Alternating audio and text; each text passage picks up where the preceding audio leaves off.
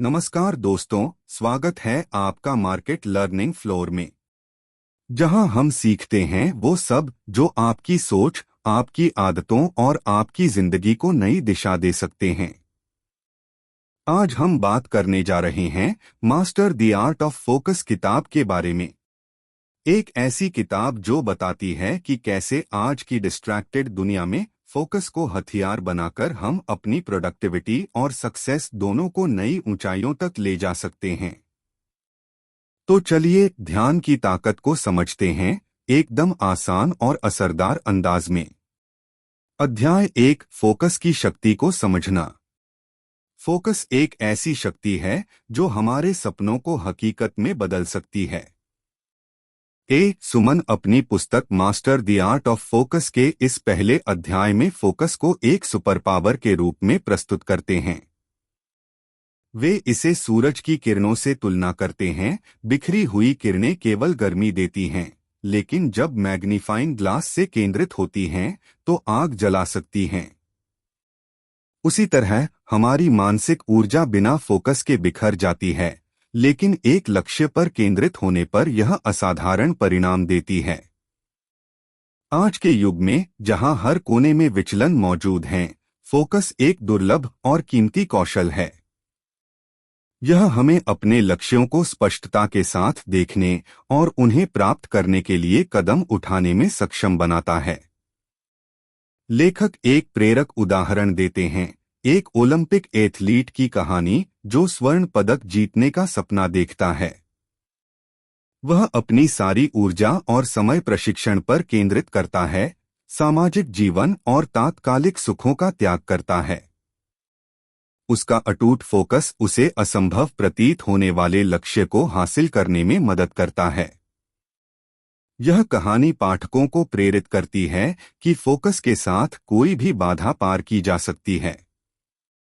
लेखक बताते हैं कि फोकस केवल लक्ष्य प्राप्ति के लिए नहीं, बल्कि मानसिक शांति और आत्मविश्वास के लिए भी जरूरी है। जब हम अपने विचारों और कार्यों को एक दिशा में ले जाते हैं तो तनाव कम होता है और हम अधिक संतुष्ट महसूस करते हैं। लेखक जोर देते हैं कि फोकस कोई जन्मजात गुण नहीं है, बल्कि अभ्यास से विकसित होने वाला कौशल है। इसके लिए हमें अपने लक्ष्यों को स्पष्ट करना होगा और छोटे छोटे कदमों से शुरुआत करनी होगी।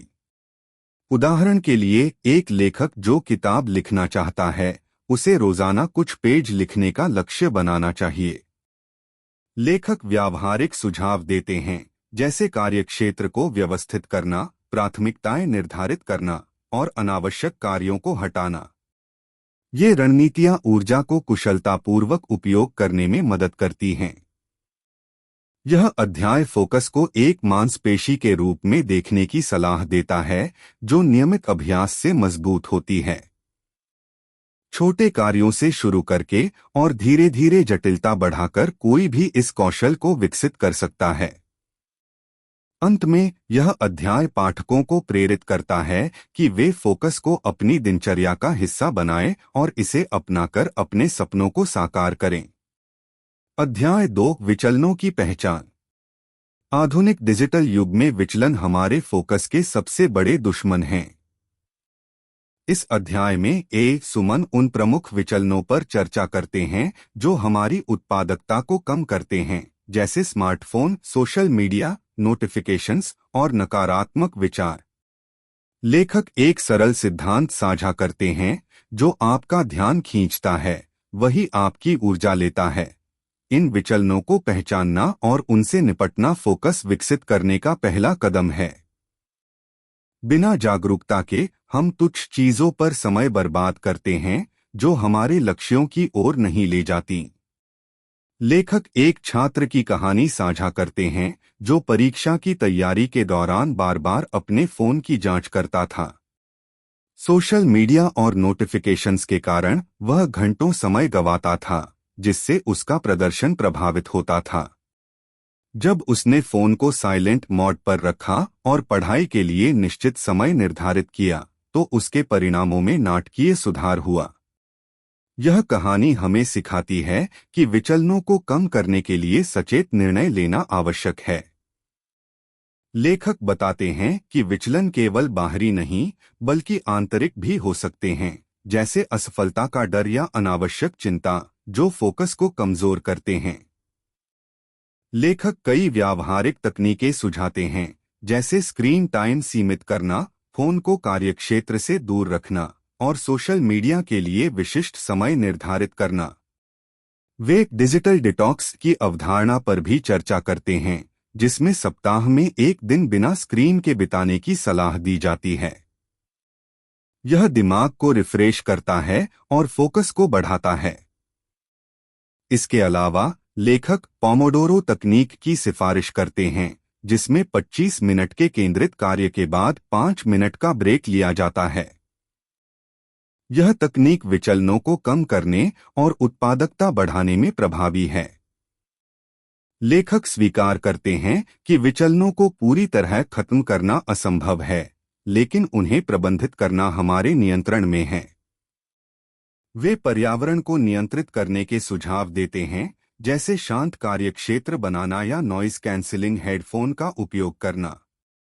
लेखक पाठकों को प्रेरित करते हैं कि छोटे छोटे कदम, जैसे नोटिफिकेशंस बंद करना या सहकर्मियों के साथ सीमाएं निर्धारित करना, फोकस को सुरक्षित रख सकते हैं।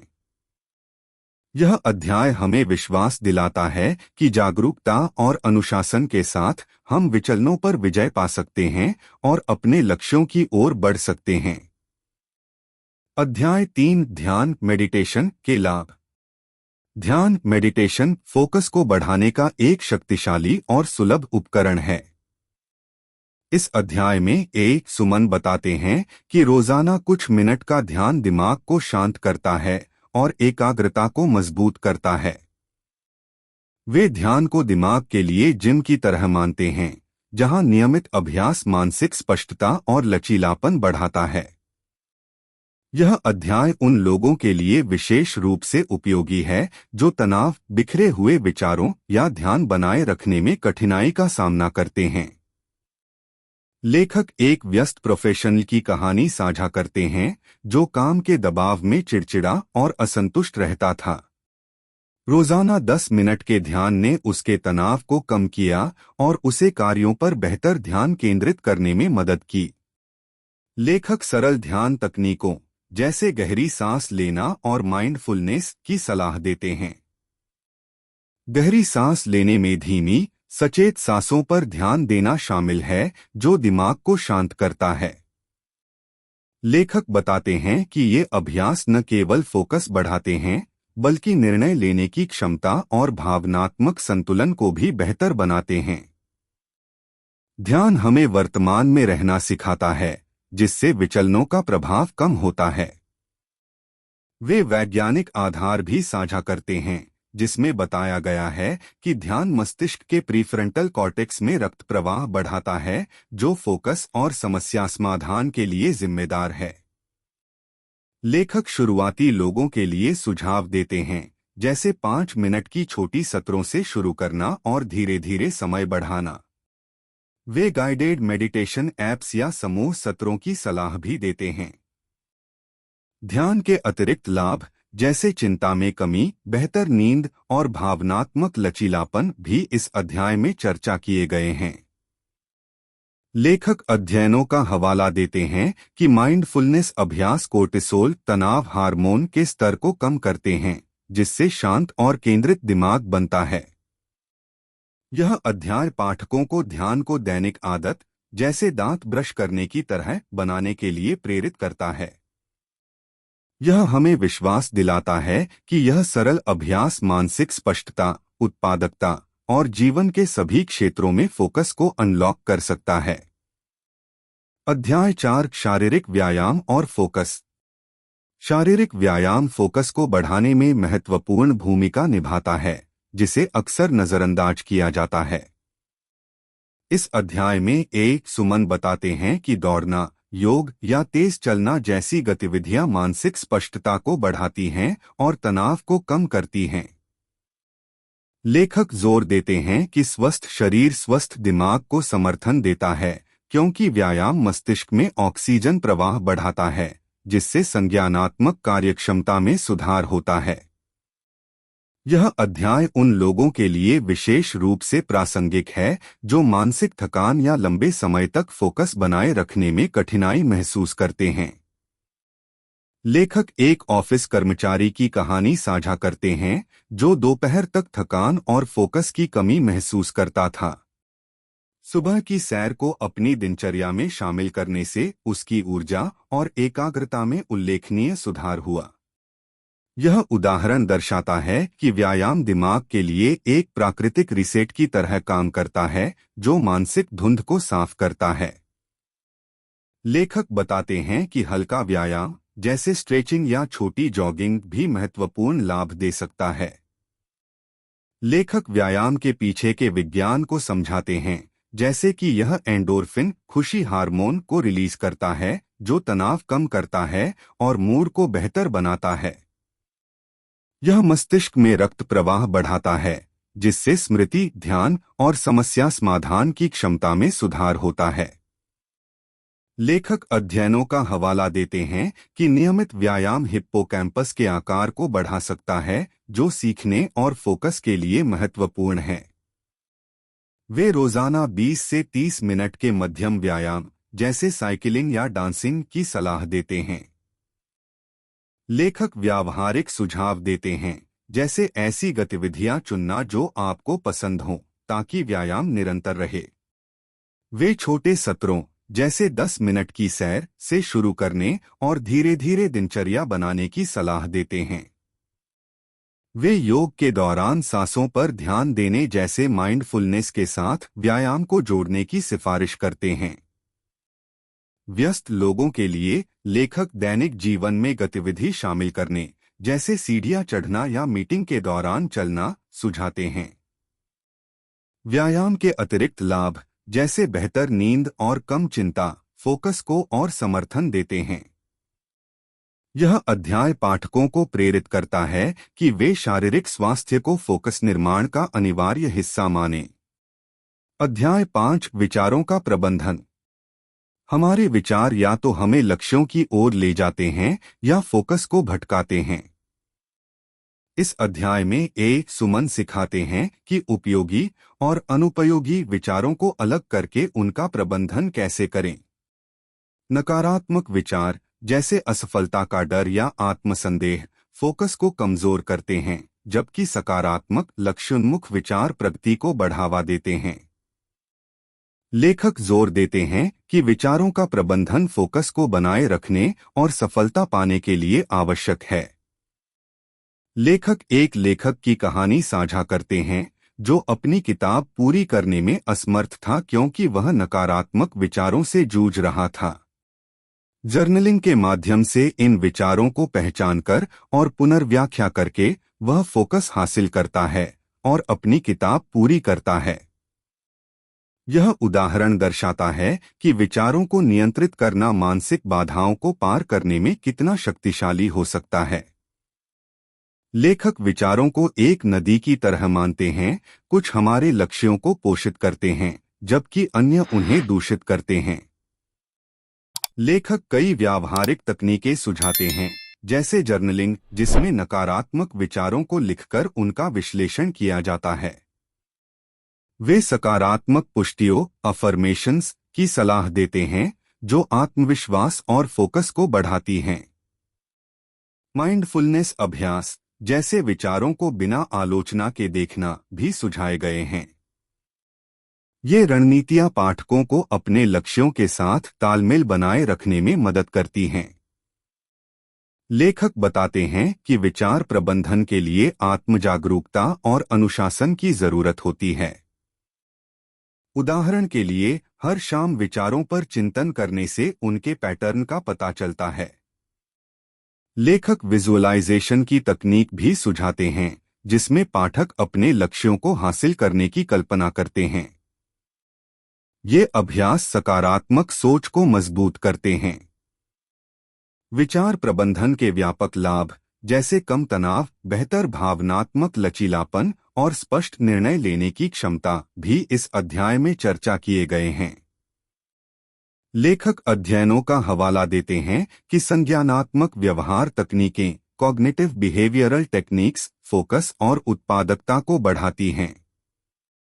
यह अध्याय पाठकों को अपने दिमाग को एक बगीचे की तरह मानने के लिए प्रेरित करता है, जिसमें अनुपयोगी विचारों को हटाकर और उपयोगी विचारों को पोषित करके फोकस को मजबूत किया जा सकता है। अध्याय 6 लक्ष्य निर्धारण की कला। लक्ष्य निर्धारण फोकस की नींव है। इस अध्याय में सुमन बताते हैं कि स्पष्ट और प्राप्त करने योग्य लक्ष्य बनाना फोकस को बनाए रखने के लिए आवश्यक है। बिना लक्ष्य के हमारी ऊर्जा बिखर जाती है, जैसे बिना नक्शे के यात्री। लेखक लक्ष्यों को छोटे, मापने योग्य कदमों में तोड़ने की सलाह देते हैं ताकि वे डरावने न लगें। वे एक उद्यमी की कहानी साझा करते हैं जो एक स्टार्टअप शुरू करना चाहता था। उसने अपने बड़े सपने को छोटे छोटे लक्ष्यों में बांटा, जैसे बाजार अनुसंधान, प्रोटोटाइप बनाना और निवेशकों से मिलना। इस तरह उसका फोकस बना रहा और उसने सफलता हासिल की। लेखक smart, specific, measurable, achievable, relevant, time bound लक्ष्य सिद्धांत की व्याख्या करते हैं। उदाहरण के लिए, मैं फिट होना चाहता हूं के बजाय मैं 3 महीने में सप्ताह में 4 दिन 30 मिनट दौड़ूंगा अधिक प्रभावी है। यह स्पष्टता फोकस को बढ़ाती है। लेखक सुझाव देते हैं कि लक्ष्यों को लिखना और नियमित रूप से उनकी समीक्षा करना उन्हें जीवंत रखता है। वे विजुअलाइजेशन की तकनीक भी सुझाते हैं, जिसमें आप अपने लक्ष्य को प्राप्त करने की कल्पना करते हैं, जो प्रेरणा को बढ़ाता है।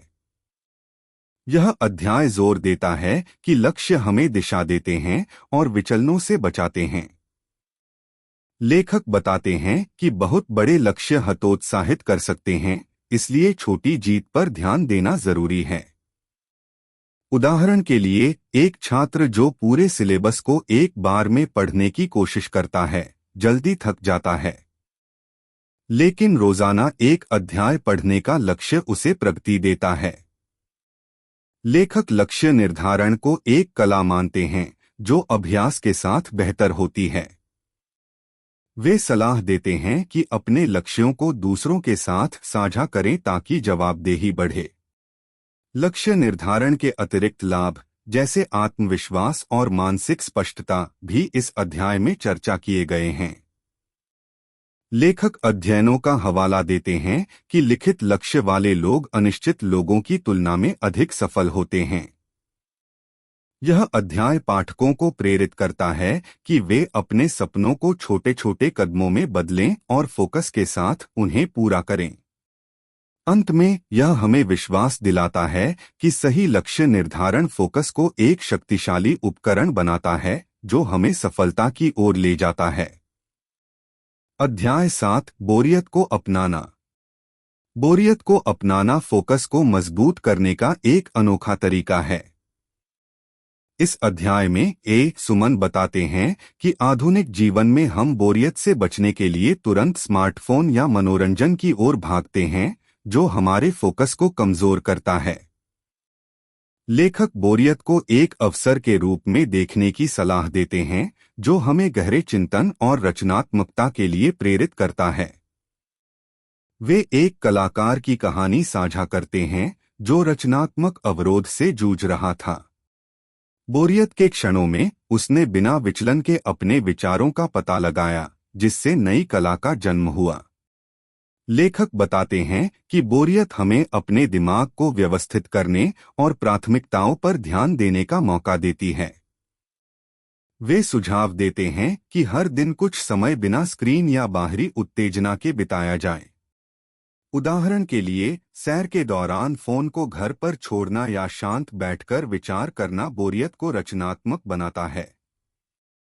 यह अभ्यास धैर्य और आत्मानुशासन को बढ़ाता है, जो फोकस के लिए आवश्यक हैं। लेखक वैज्ञानिक आधार भी प्रदान करते हैं, जिसमें बताया गया है कि बोरियत दिमाग को डिफ़ॉल्ट मोड नेटवर्क में ले जाती है, जो रचनात्मकता और समस्या समाधान को बढ़ावा देता है। वे सलाह देते हैं कि बोरियत को असहजता के रूप में देखने के बजाय इसे एक उपहार के रूप में स्वीकार करें। उदाहरण के लिए एक प्रोफेशनल जो मीटिंग्स के बीच बोरियत में विचार करता है, उसे नए प्रोजेक्ट के लिए विचार मिल सकते हैं। यह अध्याय व्यावहारिक सुझाव देता है, जैसे हर दिन 10 से 15 मिनट शांत समय बिताना या माइंडफुलनेस अभ्यास करना। लेखक चेतावनी देते हैं कि बोरियत से बचने की आदत, जैसे बार बार फोन चेक करना, दीर्घकालिक फोकस को नुकसान पहुंचाती है। वे पाठकों को प्रेरित करते हैं कि बोरियत को अपनाकर वे अपने दिमाग को गहराई से जान सकते हैं और रचनात्मक समाधान ढूंढ सकते हैं।